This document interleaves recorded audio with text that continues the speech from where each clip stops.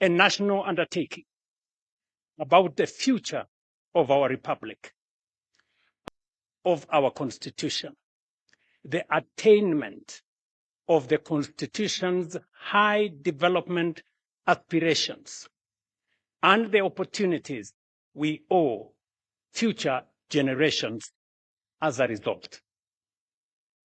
This national conversation must rise above politics, transcend electoral cycles, and unite us around a shared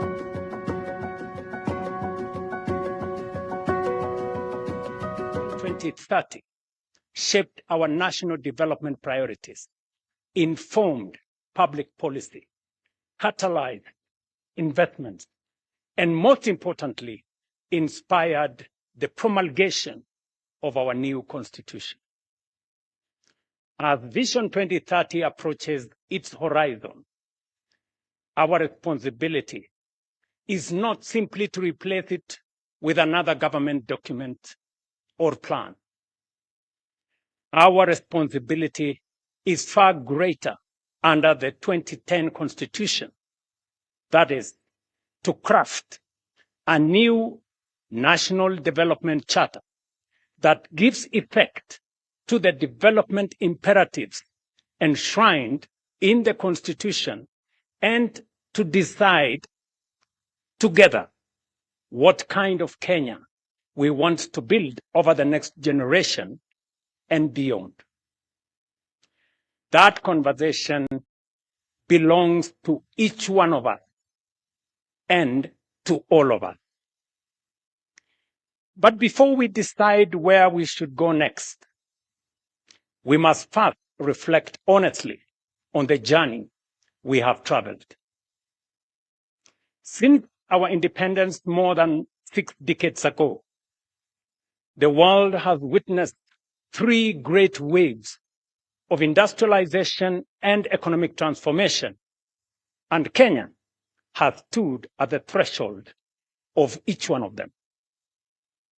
Each wave lifted hundreds of millions of people out of poverty, transformed low-income economies into high-income nations, and created new prosperity.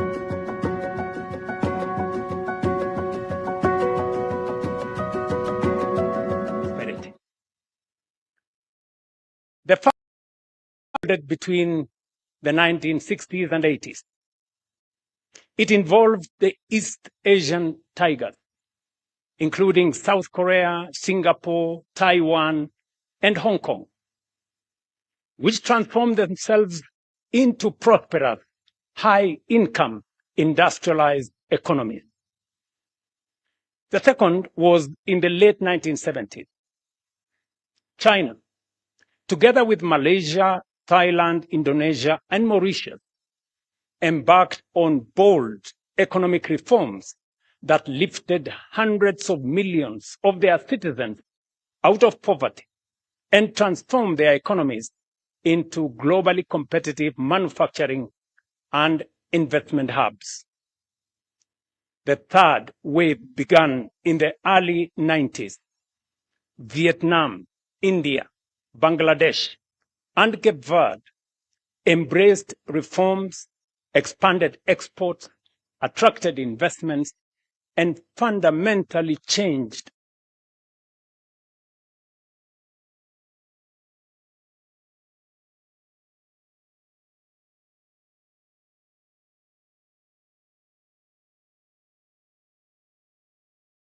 of their economies within one generation.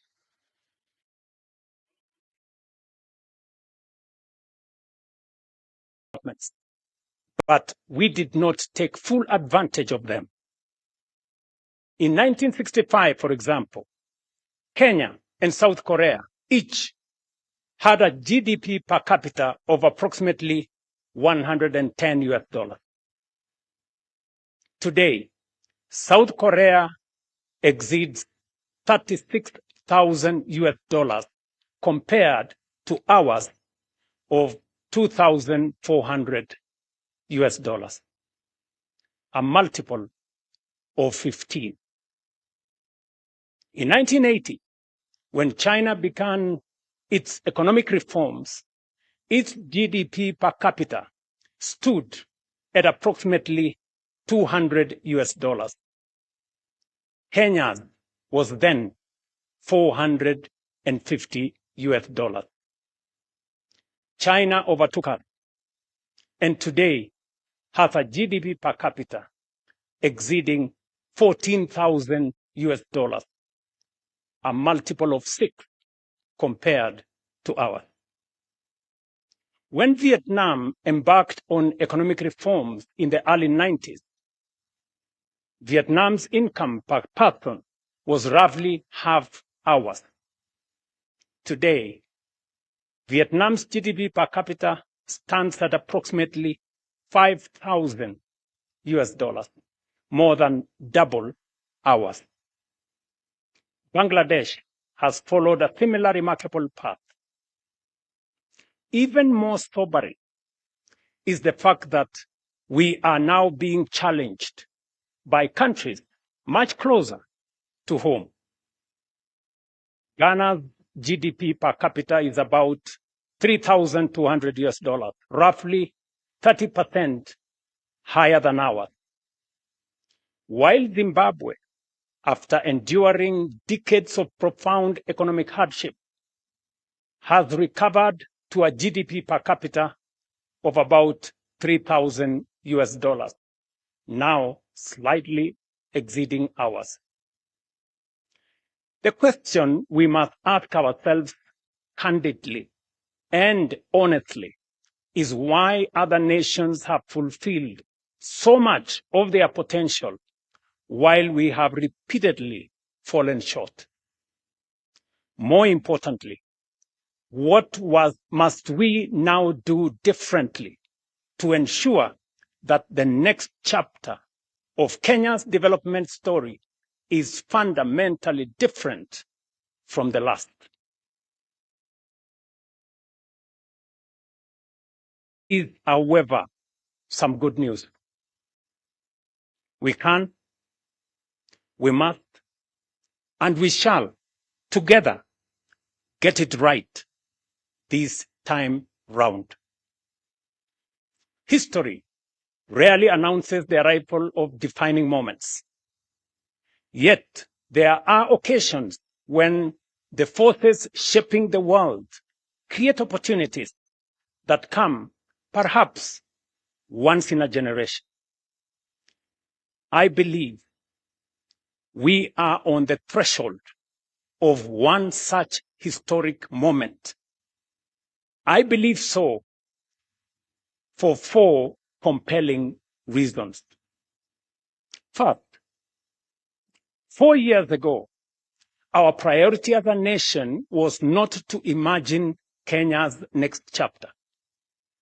It was to survive global economic turbulence, restore stability, rebuild confidence, and place our economy back on a firm foundation. Together, we achieved that. We have restored macroeconomic stability. We have stabilized our currency. We have rebuilt our foreign exchange reserves to over $15 billion, providing 6.5 months of import cover. Inflation has fallen. Borrowing costs have declined. Investor confidence has returned. Last year, for example, Kenya attracted a record $3.2 billion in foreign direct investment, more than double the amount recorded in 2022. The IMD World Competitiveness Ranking placed Kenya as the most competitive economy in Africa, reflecting the confidence our reforms have restored.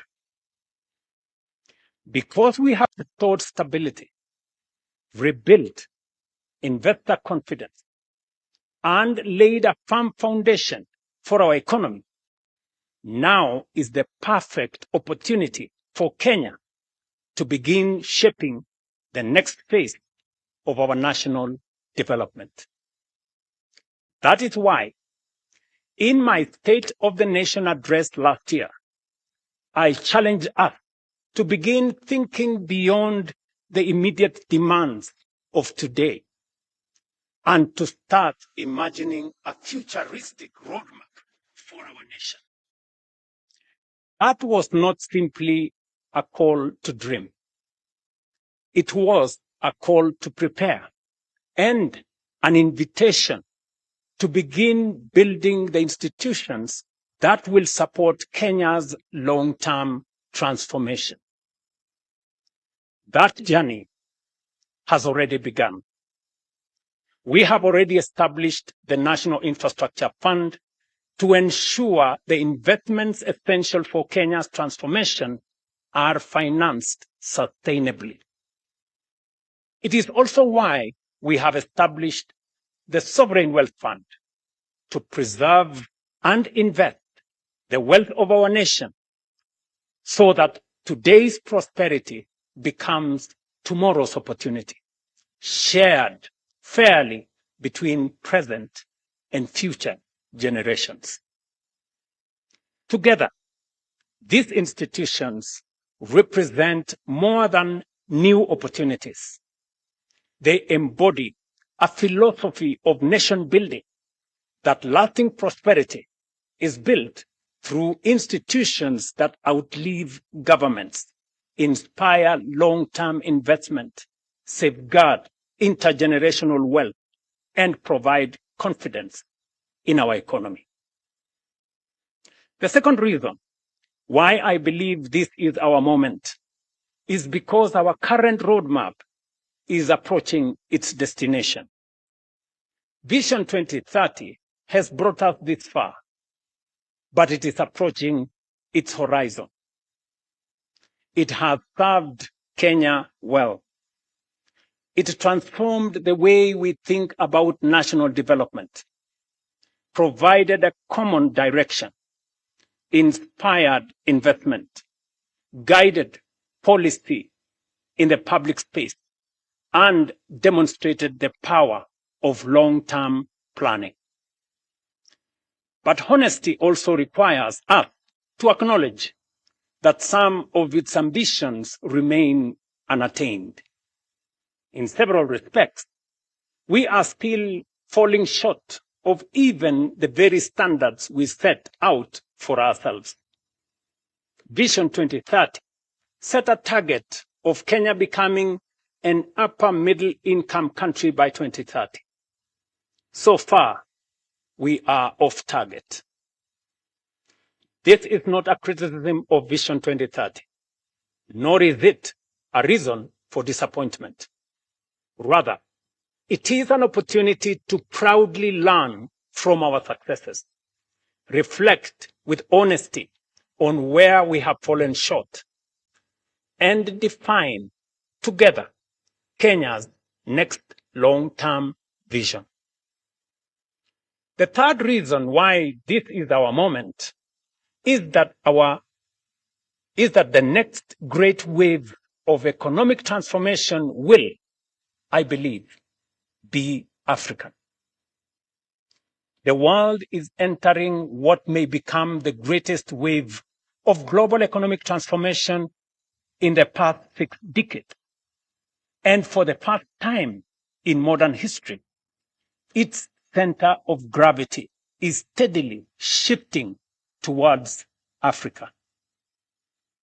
Our continent is the home to the world's youngest and fastest growing population, vast reserves of strategic minerals, immense renewable energy potential, abundant arable land, and rapidly expanding consumer markets. 9 of the world's fastest growing economies are in Africa. And by 2050, 1 in every 4 people on Earth will be African. Increasingly, global investors, manufacturers, innovators, and policymakers are looking to Africa not merely as a continent of future promise, but as the next frontier of global growth and prosperity. While we may not take full advantage of the previous three great waves of global transformation, we have a historic moment and a once-in-a-lifetime opportunity, not just to be part of, but to lead the next transformation.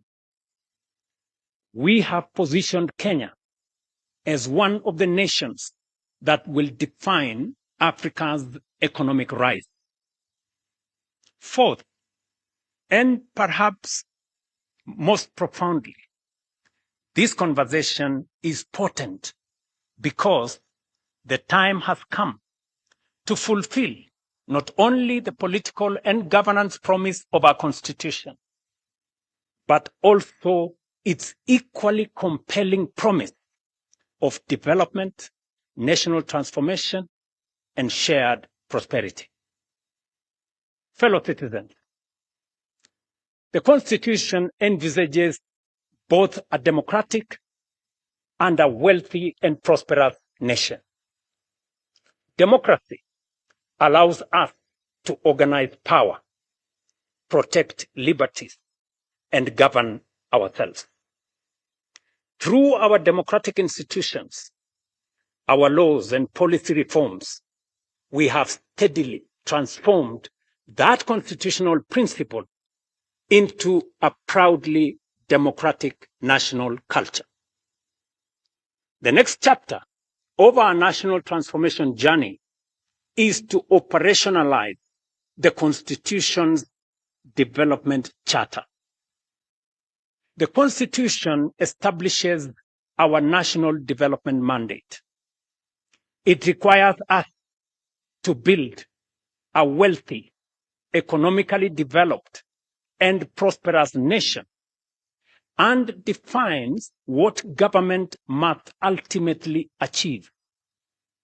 A nation that is just, inclusive, and sustainable. A nation where every Kenyan, regardless of circumstance or place of birth, has a genuine opportunity to thrive. Taken together, the provisions of our Constitution reveal something profound. They affirm that the purpose of state power is not simply to administer the affairs of state, but to expand opportunity, promote human dignity, create wealth, and improve the lives of citizens. Development, therefore, is not simply a policy preference of those who govern. It is a constitutional imperative for the governed. While the Constitution's preamble commits us to build a nation founded on human rights, equality, freedom, democracy, social justice, and the rule of law, Article 10 of our Constitution speaks to patriotism, integrity, accountability, and sustainable development as among our highest national values.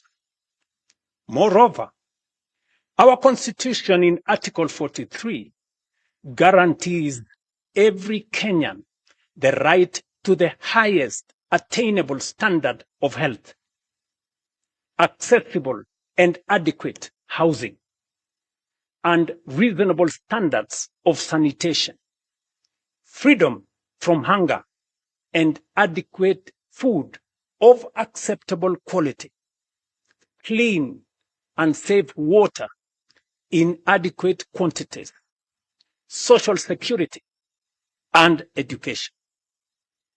Together, we must ask ourselves what these constitutional guarantees should mean in practice. What should an education system worthy of our constitutional promise look like? What should define accessible and adequate housing for every Kenyan? What kind of health system is required to secure the highest attainable standard of health as is provided for in the Constitution? How do we ensure that no Kenyan experiences the indignity of hunger and that every family has access to adequate food of acceptable quality? How do we guarantee universal access to clean and safe water, meaningful social protection, and the opportunity for every citizen to live a life of dignity?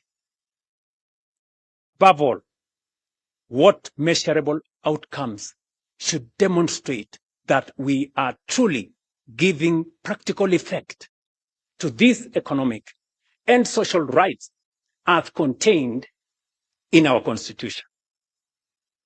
Equally, we have not defined with sufficient clarity what patriotism, equality, social justice, and sustainable development should demand of us as government, as institutions, leaders, or citizens. Yet, these constitutional aspirations cannot fulfill themselves.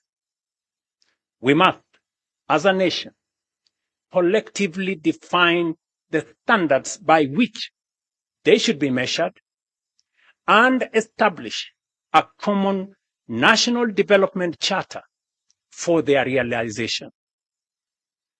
Until we do so, our development and progress will remain subject to the ebb and flow of political expediency, changing priorities, competing interpretations, and fluid guesswork.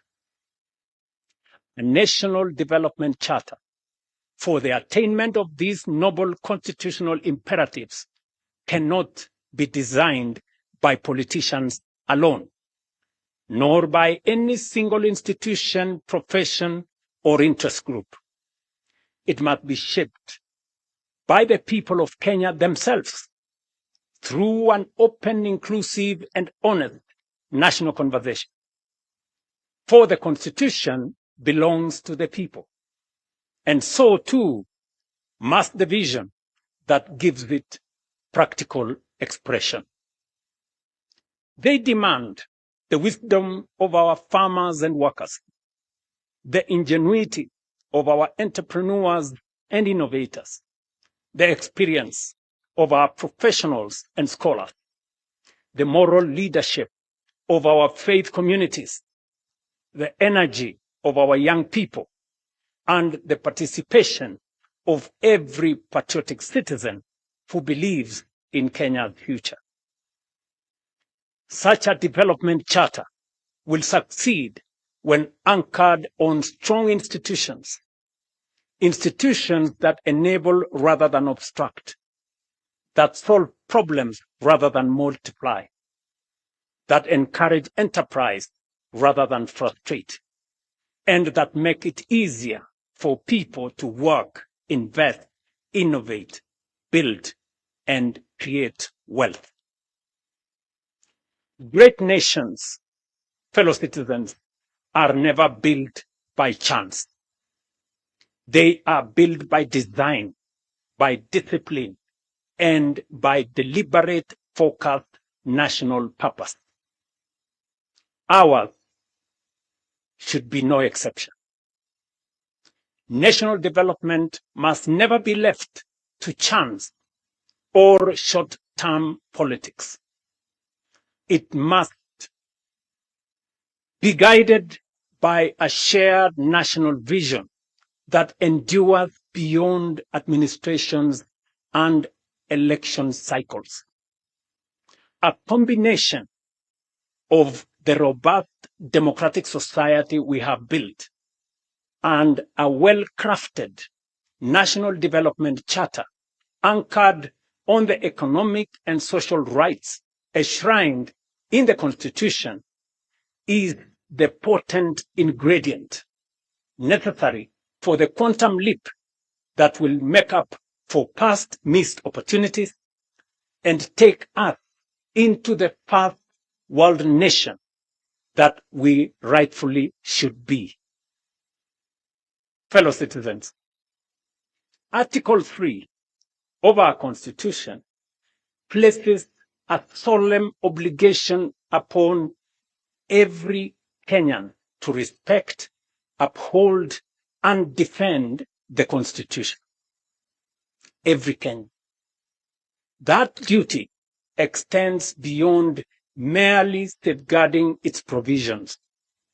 It obligates each one of us to build a broad national consensus on the destiny of our republic. The future of Kenya is too important to be left to politicians alone. It must be imagined, shaped, and built by each one and all of us. Patriotism, therefore, is not only measured by what we say about our country.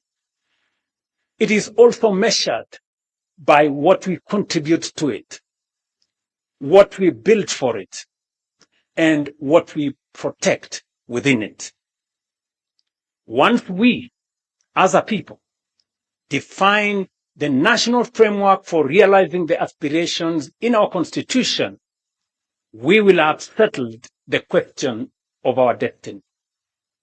Thereafter, the true contest of democracy should be about who has the best ideas, the soundest policies, and the best capability to take us there faster, more efficiently, and more inclusively.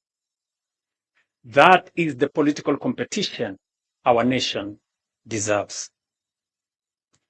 This, ladies and gentlemen, is not a theoretical discourse. The decisions we make today will determine whether our Constitution becomes the greatest instrument of our national transformation in our history, or the greatest opportunity we missed.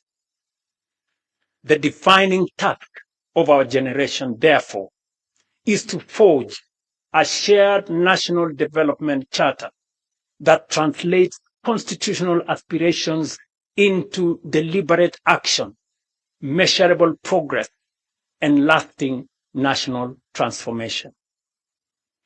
This is how constitutional ideals become possibilities. This is how rights become opportunities. This is how aspirations become achievement. And this is how prosperity becomes lived reality. We must not merely state what our Constitution says. We must fulfill its highest purpose. Fellow citizens, this is the conversation I invite our nation to have. It is not a conversation about producing another government document. It is about forging a new national consensus on the country we intend to become and the standards by which we shall measure our progress.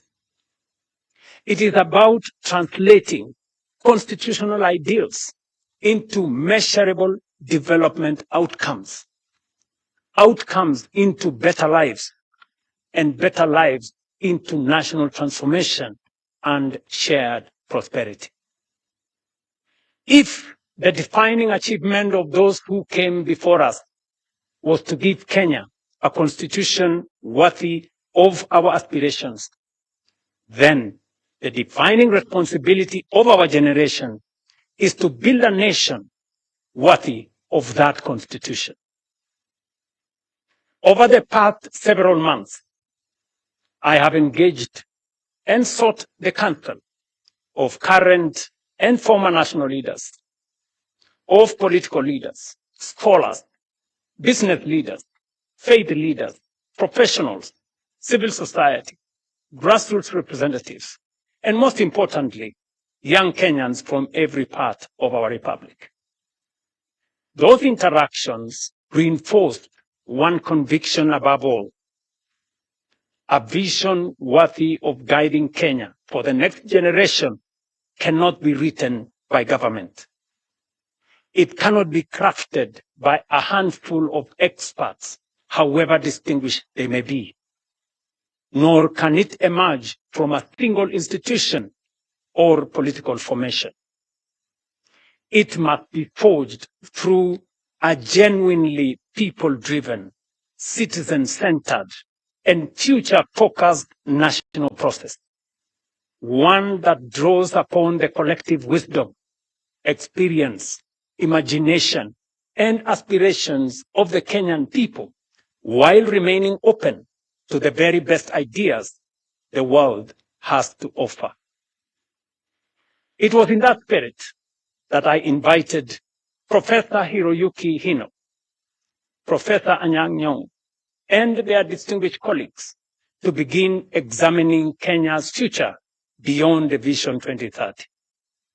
Last week, I had the honor of receiving their proposals on strategic guidelines for Kenya's long-term national transformation. The thrust of their proposal is both ambitious but also achievable.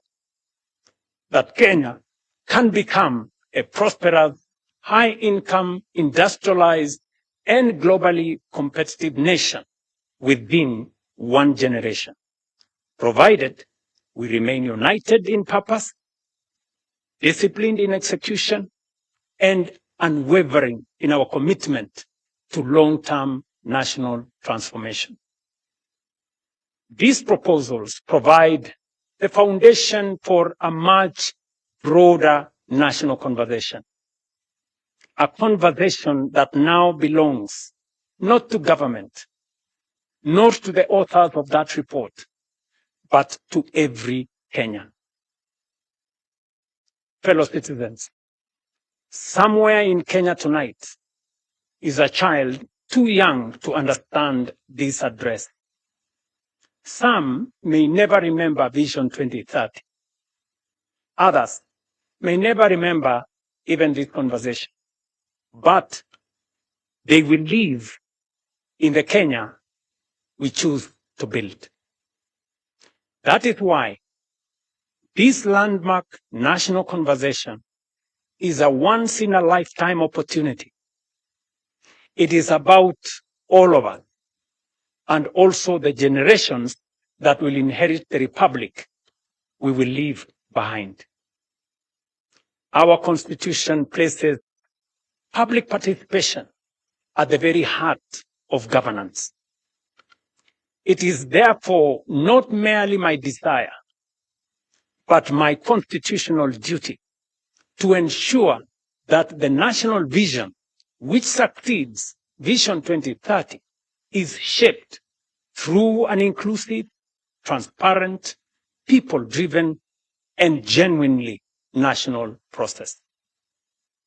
Accordingly, on Wednesday, the 12th of August, 2026, we shall formally launch a national conversation on Kenya's future beyond Vision 2030, the most consequential exercise in national reflection and public participation since the promulgation of our Constitution in 2010. We shall bring together every institution of our republic, every county and every generation, leaders from political parties, the private sector, workers' organizations, faith communities, universities, professional associations, innovators, civil society, our creative industry, and above all, our young people will be at the center. We gave ourselves a constitution worthy of our dreams. The task of our generation is to build a nation worthy of that constitution. We have secured the foundations of our democracy. Let us now secure the foundations of our prosperity.